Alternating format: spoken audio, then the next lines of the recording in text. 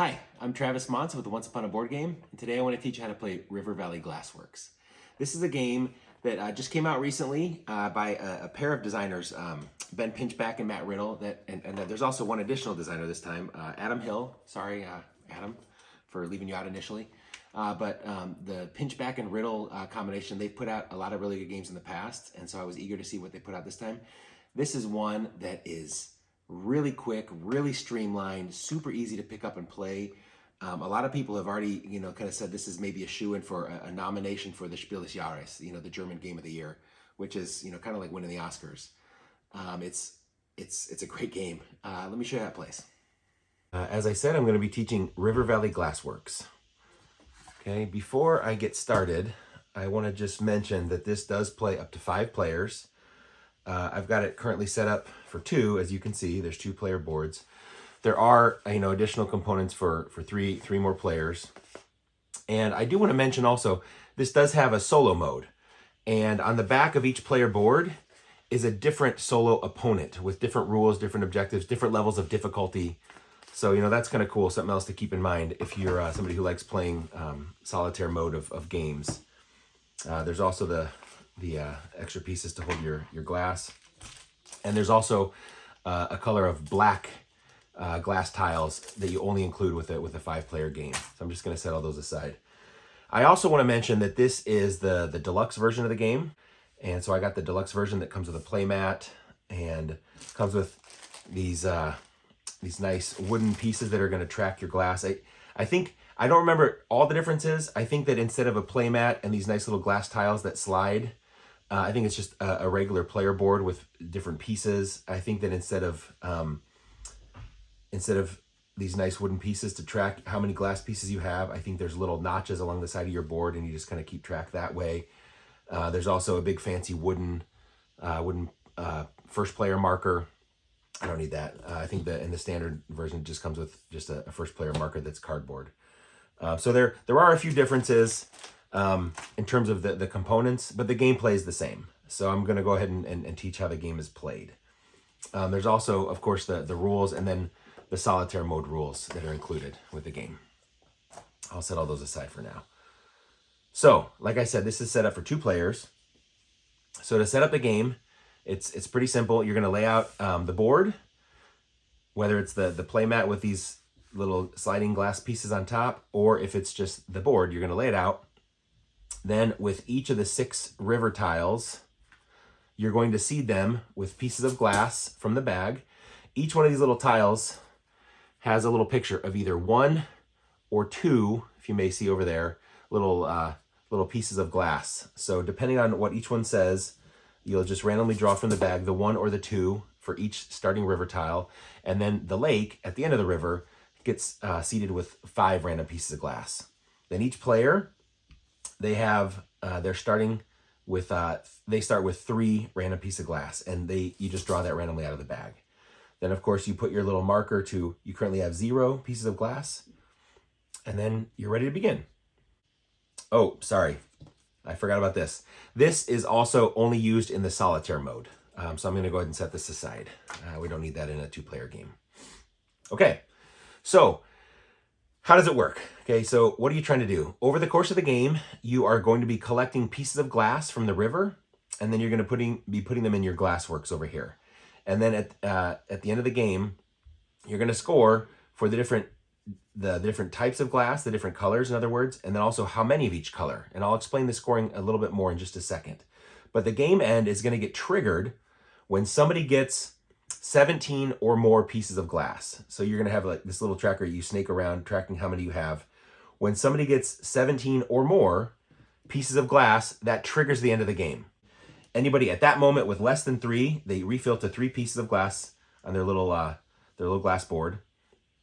And then you finish the round, so everyone has had the same number of turns.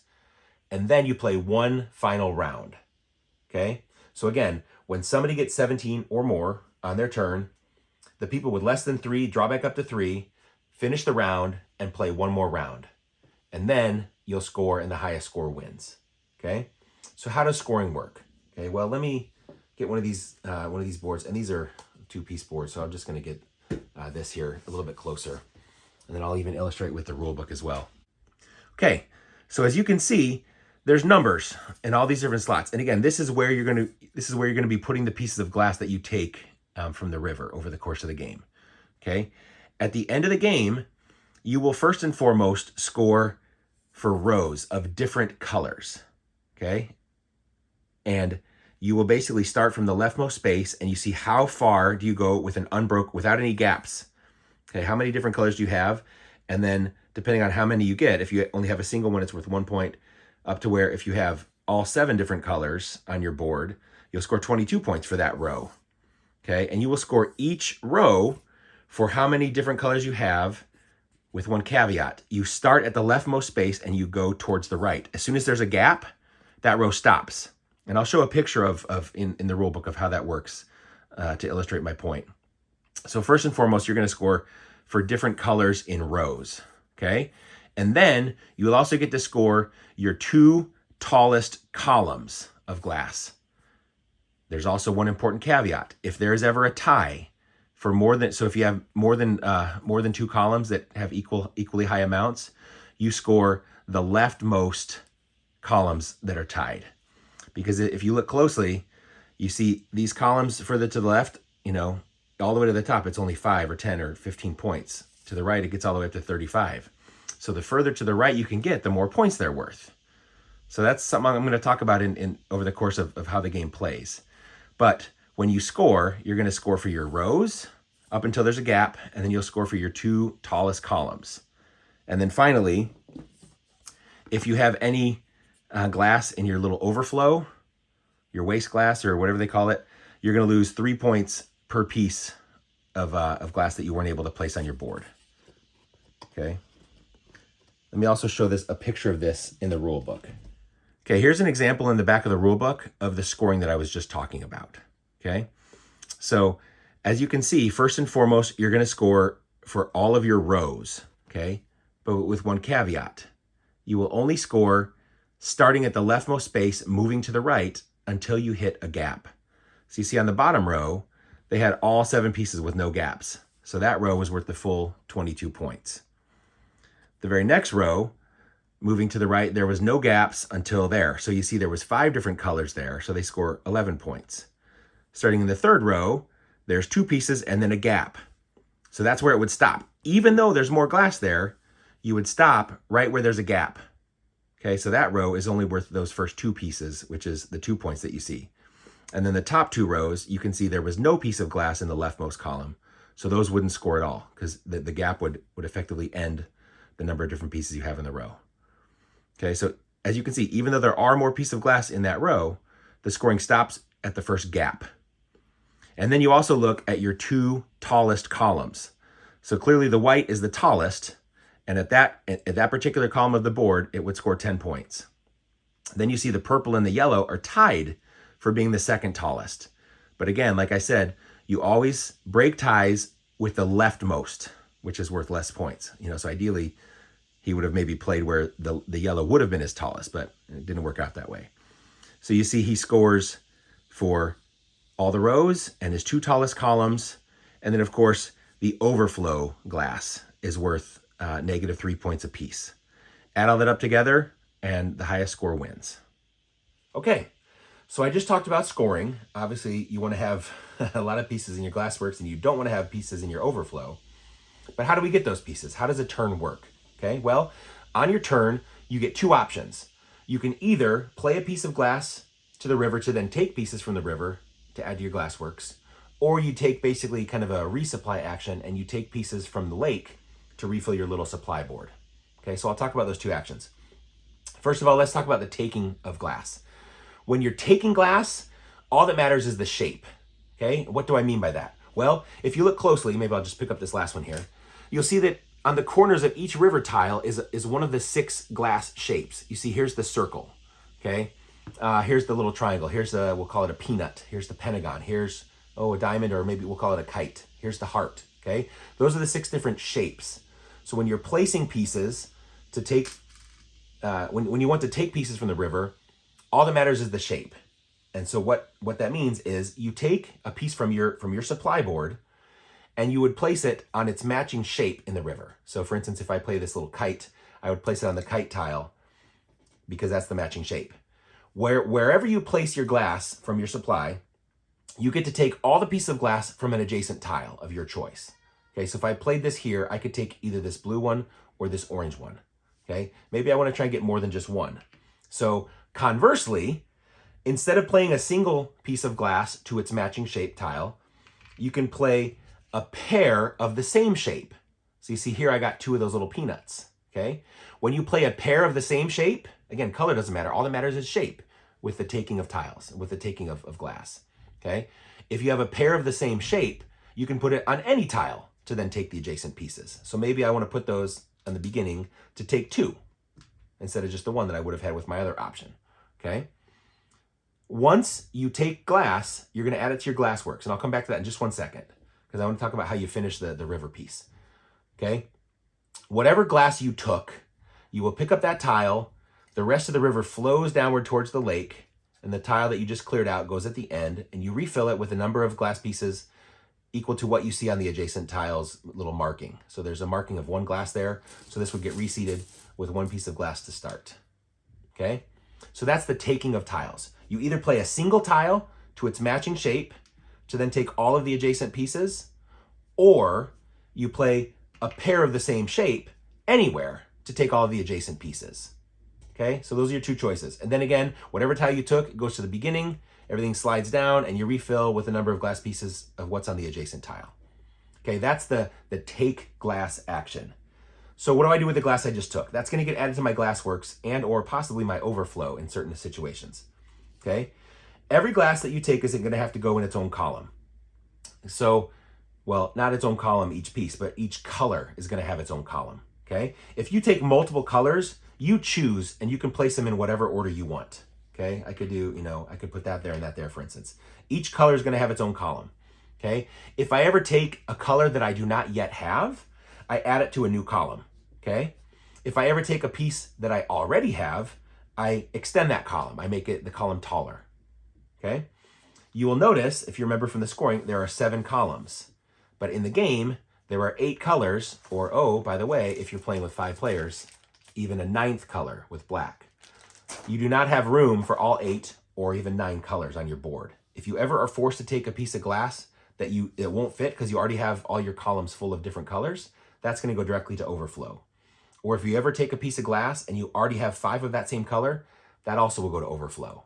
Okay, so you want to try and avoid those if possible. So once again, play a single piece to its matching tile, take everything adjacent, and then of course move that tile to the end, or play 2 of the same shape anywhere to take all the adjacent pieces. And there's one important thing to keep in mind. Maybe I'll lift up the board again just to get it closer to the camera to illustrate. I should have talked about this with scoring. On the lower corner of everybody's player board is a little reminder of the rarity of the glass pieces in the game. Okay, the most common ones are at the top, the most rare are at the bottom. And just for your reference, it does talk about it in the rule book, but for the white and the purple, there's actually 22 of each of those pieces, then 17 each of the light and dark blue. There's 12 each of the light and dark green, and also of the black. There's 12 black if you use that color. And then there's only 9 each of the orange and yellow. Okay, so you know how likely you are to see additional pieces of glass come out in the game based on the rarity. So there's a little reminder of that on everybody's player board. So something to keep in mind. Okay, so that's a simple turn. I'll come back to the restock in a minute because that's what I'll probably do on my next turn. So right now, forgot really one important thing. You got to mark your glass tracker because this is what triggers the end of the game. So I took 2 pieces of glass, so I move him up 2 steps to show that I already have 2 pieces of glass. Okay, because remember, when somebody hits 17, that's that game end trigger, okay, where you would finish the round and then play one final round. Okay, so over to Allie. Allie's looking, she goes, you know what? Thanks, you just put all those pieces on that heart tile. I do have one of those little kite shapes. She can say, I will play a kite on the kite tile to take all of the adjacent pieces. Okay, so she can take all 3 of these. And then, of course, the tile that was just taken goes to the end. This tile has a picture of 2 pieces of glass, so this tile gets reseeded with 2 glass. Okay, then Allie will add these. And part of this, you're thinking of, obviously, the further to the right that you can get those tall columns, the more points they're worth. So ideally, maybe you want to get to the right and have maybe some of those more common colors further right where you can maybe get them taller and score more points. But then again, you also got to remember your first gap horizontally is going to break the points for the row. So you kind of strike that balance between getting full rows and getting tall columns. So Allie, she'll maybe say, she'll hope that she can get maybe at least 1 or 2 more oranges to then get the start of some rows, but she likes the fact that there's more of the dark blue and dark green, so she can maybe get taller columns. So she'll do that, okay? So then she took 3 pieces of glass, so we move her tracker to 3 pieces, then it's back to me. Okay, so let me illustrate the other action you can take on your turn. Again, it's either take river glass to add to your glassworks, or resupply. I want to point out, and there's a little reminder, these little supply tiles can hold at most 5 pieces. Again, it says start 3. So you start the game with 3, but it can hold at most 5, okay? Whenever you take the resupply action where you take glass from the river, you take 4 pieces, okay? So if you have more than 1, you're gonna go over that 5 limit, okay? So if I have 2, of course, and I take 4, I'll have 6. I can only have 5. That overflow, that 6th piece would have to go to my overflow, and I'm gonna lose points for that. So ideally, you'll time it where you take the resupply action when you only have 0 or 1 pieces. But sometimes you really need that certain color or that certain shape to be added back in to help you out. So sometimes you might, in a pinch, take, even though you're gonna have some overflow glass. So with an overflow action, or sorry, with a resupply action, I take 4 pieces from the lake, and then of course you'll resupply the lake. So I'll say, oh, is there anything that I care about? I've already got a little kite piece, so maybe I'll leave the kite. I'll take all the other ones to increase my flexibility. So I'll take those 4. So now I've got my 5 pieces there, and then I'll refill with 4 more. 1, 2, 3, 4. Okay, got a little bump in my player mat here. All right, so that's my turn. I did a resupply. So it's back to Allie. Allie's looking. She doesn't want to resupply yet because that would put her over the limit of 5. So she wants to take at least 1 more turn. So she's looking, is there a chance to get maybe a more dark green or more dark blue to get taller? Well, there's a dark blue, but she doesn't have a pentagon. Oh, she does have a heart. She can maybe take the dark blue. Or what would the diamond give her? If she puts the triangle, she could get light green and light blue, or light green and dark green. She'll say, hey, maybe I'll try that. She'll say, I'll put this here, and I'll take those 2 adjacent pieces. Okay, so the dark green would have to go there, and the light green would have to start its own new color column. So she took 2 pieces, so she moves up 2 steps on this little tracker. This end piece was cleared out, so that moves to the end. And you refill with, you see next to it, there's a picture of 1 piece of glass. So we refill with 1. So that was Allie's turn. Back to me. Okay, now I've got a whole bunch. Ideally, I want to take more than just 1 piece. So what do I want to do? Maybe I could play, I've got almost all the shapes. I just don't have a circle, okay? So maybe, and I like the light green, but like, oh, here's a chance to get 2 purple, maybe 2 of the same color. I like those odds. So maybe I'll play my little peanut, put there to take the adjacent tiles, and I'll take 2 purple. So I will start a new column, put those 2 pieces there, and that was 2 pieces. So I move up 2 steps on my tracker. This goes to the beginning of the river and refills with 2 pieces. Okay, so that's my turn. Allie's thinking, okay, well, I could resupply, and I wouldn't go over, but do I want to play this first? She's thinking it's a heart, okay? If I play heart, it would go here. This is the heart tile. So I could take either a single yellow, which is not super exciting, or another light green and a dark blue. Those are her rightmost columns. She's like, ooh, I like that. She says, I'll play this here, and she'll take the adjacent pieces and add them to the matching columns on her board, okay? So that was 2 more pieces, so she moves up 2 more steps. So she likes how that's working out so far. She does want to, she's thinking at some point she wants at least 1 more orange so that she'll be able to score all the piece of glass in that second row as well. But that's a problem for a future turn. So this tile comes to the end, and again it gets reseated with 1 piece.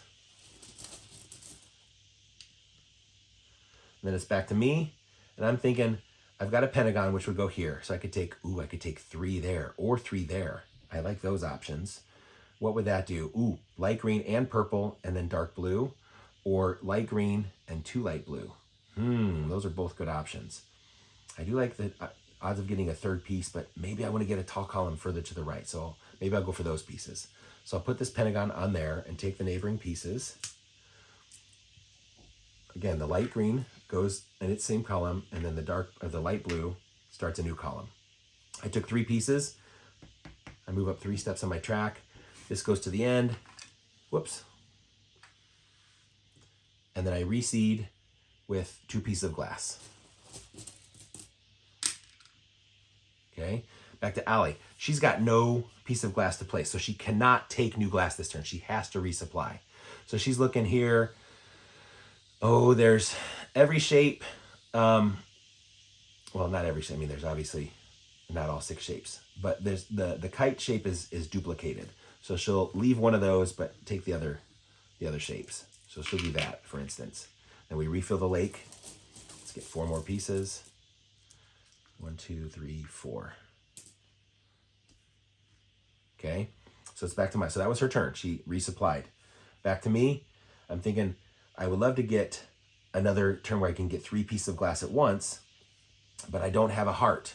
I don't have, I would need to play either a circle or a pentagon. I don't have those, but I do have a pair of the same shape. I've got 2 kites, so I can do a pair that you put anywhere that you want. Okay, so maybe I'll put a pair of tiles there to take all of these ones. Okay, that sounds good to me. Sure, why not? So again, the light green and the purple would go in their matching rows, columns rather, and then the dark blue would start a new column. So I took 3 pieces, 1, 2, 3. So I've got 10 pieces of glass so far. This comes over here, slides down, it refills with 2 pieces of glass. Whoops, that was 1. Okay, Allie's turn. She's looking at, she goes, I'd like to get at least 1 more orange. She goes, I'd like to get, maybe some other stuff as well. What does she want to try and get a yellow and a dark green and an orange? Oh, what can she do? If she plays a peanut, it would go here. So she could take, those 2 colors. That might be good. She wouldn't want a single purple. If she played a heart, it would go at the end. She could take the orange and the white. Not super exciting. Although white is the most common. Maybe she could get a lot of white in that column. Ooh, that doesn't sound too bad. She's thinking, maybe I will do that. I'll play that there. Well, she does like the odds of getting an orange to make that second row worth more. So maybe she'll do that while she can.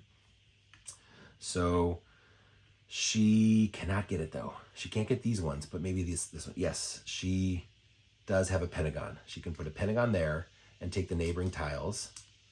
She likes the fact that now she's got 2 rows of at least 4. And she's got the dark green there, and the yellow would have to go in the next one, which, maybe is not so great because yellow is one of the rarest colors. But so be it. She took 3 pieces. She moves up 3 steps. She's also got 10 pieces of glass. So this resets to the end of the river. And then we put 1 piece of glass on this. Back to me. I could either play this here to take, that would give me 3 more with another dark blue, dark green would start another one, and that would max out my colors. I'd never be able to take white, and white is the most common. Maybe I don't want to do that. Taking a single purple, would put that there. I say, you know what? Maybe I just want to resupply to give me better options for my next turn. So I already have a triangle. So you know what? I'll get these other ones here. Maybe these ones. Sure, I'll take these 4. And I'll refill it with 4 more. 1, 2, 3, 4. Ooh, lots of white in the lake now. That common color is finally starting to come out. So I didn't take any glass, so I don't move my marker. Back to Allie. Allie's thinking she wants more yellow, but there's no more yellow out there. Now she's thinking, okay, another orange would be great to start another row, and getting white where she can see a lot of white is coming. Maybe she wants to try and get those tiles. She does have a kite or a heart. She'll go ahead and put the kite there on the kite piece, take the neighboring tiles. So make the orange row taller and then start a white column. So she took 2 pieces. She moves up 2 more steps. And then of course that tile resets to the edge. Whoops, I just knocked mine over. 3, 6, 7, 8, 9, 10. Okay. And then this reseeds with 2. Okay. And so on. So I'm not going to play the whole game you can see already, it is a very quick game. You can see we're already getting close to 17 pieces of glass. So you can see that it's quick, but I will go ahead and fast forward to the end of the game so you can see how the final scoring might look. Okay, it's not quite the end of the game yet, but I want to illustrate something that just happened because this is an important clarification that I didn't mention up front. Okay, Allie just took on her turn. She took these 3 pieces. Okay, and so you can see this would go there, this would go there. There's no room for the purple, so it would go to overflow. Okay, however, since she only added 2 to her Glassworks, she only moved up 2 steps. Because I was thinking she was going to trigger the end of the game, and that would have been her 17th piece. But when you talk about your glass in your inventory in terms of triggering the end of the game with 17, you don't count overflow. It has to be 17 or more in your Glassworks. Okay, so Allie only got up to the 16. She's got the 3, 6, 9, 10, 12, 14, 16. So she does not, that overflow piece does not put her at 17. So we're not there yet. So then back to me, I was thinking about maybe putting this here to get a couple more blue and purple to make my columns taller. Okay, so those would go there and this would go there. So boom, that's 3 more, 16, 17, 18. I have now triggered the end of the game. Okay, so now, first, let's go ahead and finish this. This would go to the end. It would reseed with 2 pieces of glass. Okay, but now, if you remember what I talked about up front, when anybody hits 17, 2 things happen. First, every player immediately, with less than 3, immediately refills to 3 pieces. And you refill from the bag. So I have 1. So even though I just triggered it, I still am one of every player. So I get 1 more. Allie would get 3 more, drawn from the bag. Okay? Now, we first of all finish the round. So Allie would get her, since I went first, I got the first player marker here. So Allie would get her turn. So she's thinking she wants to get anything further to, if she can get a yellow, that'd be great because then she'd have 2 full rows. So can she get that? She does have a circle piece. She does like that. She will play there to get these 2 pieces because that gives her 2 full columns of all 7 colors. That's really cool. Then this piece goes to the beginning and we reseed it with 1. So that was just finishing the round because I triggered the end of the game, but Allie needed her fair turn. Now we play 1 last round before final scoring. So I'm thinking, man, I need some extra colors. I don't have white, I don't have orange, I don't have dark green. If I can get those, that'd be great. But unfortunately, I can't get those. I could play the circle, which would give me either some dark green and a light green. That's not bad. Or a purple and a white. Purple would go to overflow. So that might be a good option though to take those. If I play a peanut, I could take a yellow and a white. Yellow would get me a 3rd row of 5 colors. That's nice. And a white would be 1 for a 6th color. That's not bad. The heart, I would play it here. That would give me a single light blue, which is not bad. That would give me a tall column. Or a white and a purple. Purple would go to overflow. I don't like that. I think, of course, I could try and add this all up to max it out. But I think I'm going to go with that. I think that's going to be my best bet. So I will play this here and take these 3. So the 2 dark green are going to go there. The light green is going to go there. So I'm done. Allie gets her final turn. They're both the same shape. So I got to finish my turn by resetting the river. That goes to the end. We draw 2 pieces. So Allie's kind of lucky with what she drew because she's got 2 of the same shape. So she can put this anywhere. So she can really take whatever pieces she wants. So what would she like? Ideally, something with light blue would give her her tallest column at the very edge. So she's thinking this, but it would give her another purple, which is overflow. But is it worth it? Getting another light blue, another light green, or another white and a yellow? The light green also extends her row a little bit. Yeah, if I pause it out and did a little calculation, I'm sure I could figure out, it would go to a neighboring tile to take everything from this one. Yeah, I could probably calculate it all out if I thought it through, but I just want to keep things moving. So Allie took her last turn, we're done. Okay, everything's over.